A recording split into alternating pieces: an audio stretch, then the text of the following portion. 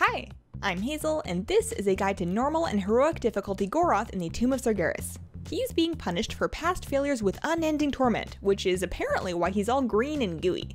It's nice of them to give us a failure to go up against first. This fight is all about positioning.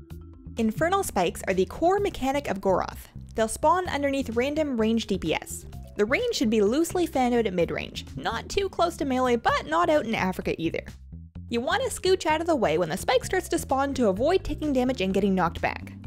You'll need those Infernal Spikes to survive several mechanics, so the goal of this fight is to keep them up.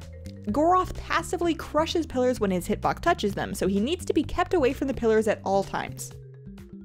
Crashing Comet will target random, non-tank players throughout the fight. You need to get that away from pillars and do not hit other players with it. The only one in the circle when it goes off should be you. Shattering Star will target a non-tank player and point a big arrow at them. You need to line that up behind at least one pillar to help you soak damage, preferably 2 or even 3. Putting it through more spikes will reduce the raid damage and help your healers, but you'll still need pillars around for later, so don't use them all.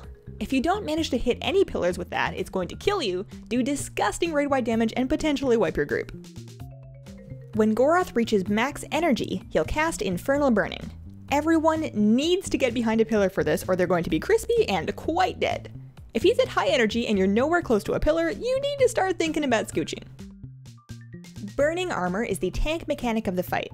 Now and then, Goroth will cast Burning Armor on his current tank, which will put a big ol' ring around them. You need to take that ring away from both pillars and other players before you explode. While you're running away losing all your chest hair, the other tank needs to taunt the boss so he doesn't go galloping off after you. After exploding, you and anyone dumb enough to get in your radius will have the Molten Armor debuff and take 300% damage. Wait for that to cool off before you even think about taking the boss back. The explosion has a 10-yard radius on normal difficulty and 25 yards on heroic. On heroic, you'll deal with one more mechanic called Fell Eruption. Throughout the fight, each quarter of the room will take turns being covered in fire. The fire burns and also melts pillars. Spread the range evenly around the 4 quarters of the room so that there are always pillars available for Shattering Star and Infernal Burning. So that's Goroth. He's a suitably simple encounter to start off the raid while still being leagues more fun than that big scorpion dude. Thanks for watching. Stay tuned for more Tomb of Sargeras guides. Please consider leaving a like if you liked it, and have a wonderful, wonderful day.